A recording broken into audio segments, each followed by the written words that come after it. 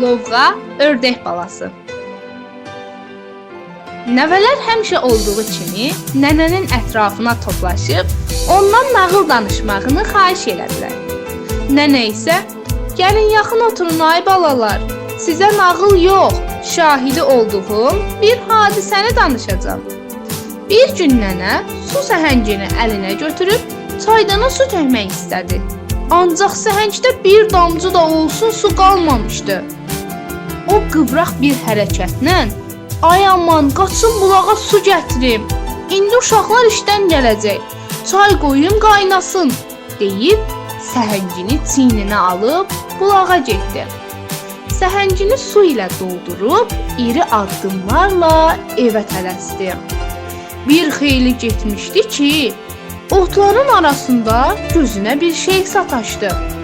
Əyilib onu əlinə götürdü. Bu bir ördək yumurtası idi. Nənə ürəyində, nə yaxşı oldu, dünən bir toyuğum qırt düşmüşdü, altına yumurta yığıb bastırmışam. Elə bu yumurtanı da qoyaram, mənim də bir ördəyim olar, deyib evə tələsdi. Evdə səhəngini yerə qoyub, əlində yumurtanı ehtiyatla tutub, hinə doğru getdi. Ehmalca yumurtaların üstündə yatmış çil toyuğun altına qoydu və sığallayıb qabağına dən tökdü. Aradan bir xeyli vaxt keçmişdi. Nənə bir gün hinə girəndə cücə cıvıltısı eşidib çox sevindi. Çil toyuğun cücələri səs-səsə verib elə bir yemək istəyirdilər. Çil toyuq isə onlara məhəl vermədən rahatca yerində yatırdı. Nənə ehmalca onu yuxarı qaldırdı. Yumurtalardan bala çıxmışdı. Bir ördək yumurtasından başqa. Nənə, inşallah bu yumurtadan da bala çıxar, deyib cücələri sevələdi. 2 gün keçdi. Çil toyuq heç balalarına baxmırdı. Onları nənə yemləyirdi. Axır ki bir gün nənə hinə girəndə çil toyuğun qanadları altından ördək balasının başını çıxartdığını gördü və sevindi. Çil toyuq da elə bil balalarını indi görürmüş kimi hamısını başına yığıb yemləyirdi. Ördək balasına xüsusi qulluq edirdi. Bir gün nənə cücələri çölə çıxartdı. Cücələr hər tərəfə dağılıb dənlənməyə başladılar. Ördək balası hovuzu görüb suya baş vurdu.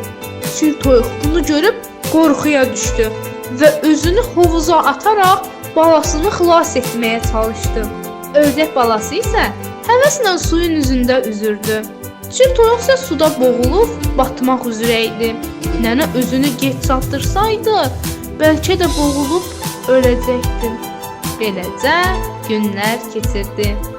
Cücələr də qanad quyruğunu düzmüşdülər.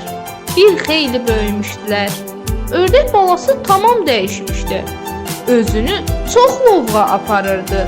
Tez-tez cücələri dimdikləyir, onları incidir, dənləməyə imkan vermirdi. Onun lovğalığı heç deyiləsi deyildi. Bir gün hinin qapısını kəsdirib, cücələri hinə girməyə qadağan etdi. Hin mənimdir, heç kimi ora qoymaram, dedi. Çil toyuq məəttəl qalmışdı. Axı onu min əziyyətlə yumurtadan o çıxartmışdı. Öz balalarından artıq istəmişdi. Hələ nənə olmasaydı, hovuzda boğulub həyatını itirəcəkdi. İndi bu nə hərəkətli onlara qarşı edir? Nənə bu mənzərəni görüb dəhşətə gəlmiş və yerindəcə donub qalmışdı. Yəqin dəcəllik edir, bir gün başa düşər, ağıllanar, deyib özünə təsəlli verirdi. Belə fikirlərə daldığı zaman yenə həyətdən cücələrin səsi onu fikirdən ayırdı. Həyətə boylandı, gözünə inanmadı. Ördək balası şüvən qoparıb cücələri boğmağa çalışırdı. Çıxın həyətdən. Hin, mənimdir, deyirdi. Yazıq cücələr onu doğmaları bilib susurdular və hamısı ördək balasının açdığı qapıdan çölə çıxmağa başladılar.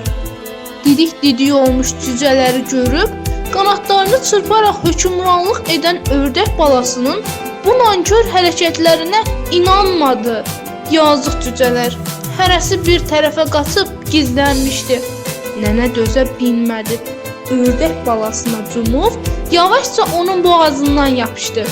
Ay nankör, bu həyətdə, bu hində günahsız cücələrindir. Səni isə düzdən tapıb gətirmişəm. Çil toyuq səni həyata gətirdi. Bəs nədir? Niyə qudurdun?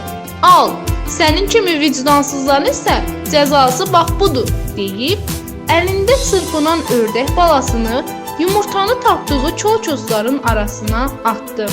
Sən murdarsan, sənin ətin də yeməli deyil. Yerə çırpılan ördək balası bir müddət huşsuz vəziyyətdə qaldı. Sonra yavaş-yavaş özünə gəlib olan keçənləri xatırladı.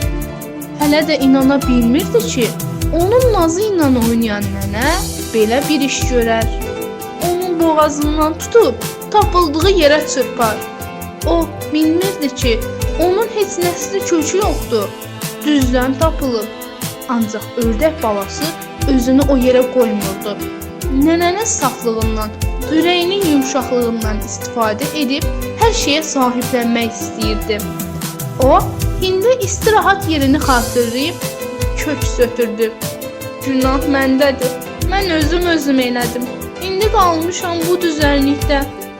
Yox, mən yenidən öz hinimə qayıtmalıyam. Nə olsun ki, düzdən tapılmışam. Mən o hində, o həyətdə yumurtadan çıxmışam. Nə olsun ki, məni toyuq yumurtadan çıxarıb. Mənim də yəqin öz nəslim nəcabətim olub. Nə olsun ki, heç birini tanımıram. Axtarıb nəslimi taparam. Mən öz kimliyimi onlara sübut edəcəyəm. Ördək balası hiddətlə qanadlarını çırpdı. Sonra yanlarını basa-basa nənənin həyətinə tərəf getməyə başladı. Qapıya çatanda ötən günləri yadına salıb dərindən bir köks ötürdü. Heyif o günlərdən. O vaxt burada ağalıq edirdim. İndi qalmışam düzlərdə. Bu vaxt nənənin səsi ətrafa yayıldı. Cip, cip, cip, cip. O cücələri yemləməyə çağırırdı. Ördək balası ora-bura vuruxub içəri keçməyə yer axtarırdı. Ancaq bir yer tapa bilmədi. Aclıq ona güc gəlirdi. Taqətdən üzülmüşdü. Əlacı kəsilib qonşuların həyətinə girib yem axtarmaq istədi. Ancaq bəzi qonşular onunla kör deyib həyətdən qovdular. Bəziləri isə yazıqları gəlib yem verir, hətta nənəni qınayıb dalınca danışırdılar. İnsafsız nənə, nə olardı quduranda? Qovmayaydın həyətdən.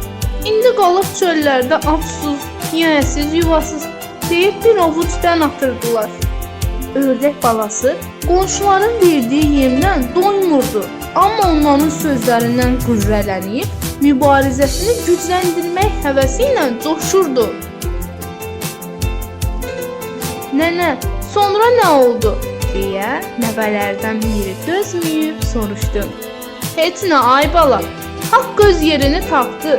Ördək balası hələ də qonum-qonşudan yalvarıb kömək istəyir. Heç vaxt da arzusuna çatmayacaq. Çünki onun heç bir haqqı yoxdur. Yediyi çörəyə, gəzdiyi torpağa, xor baxanın sonu bax budur.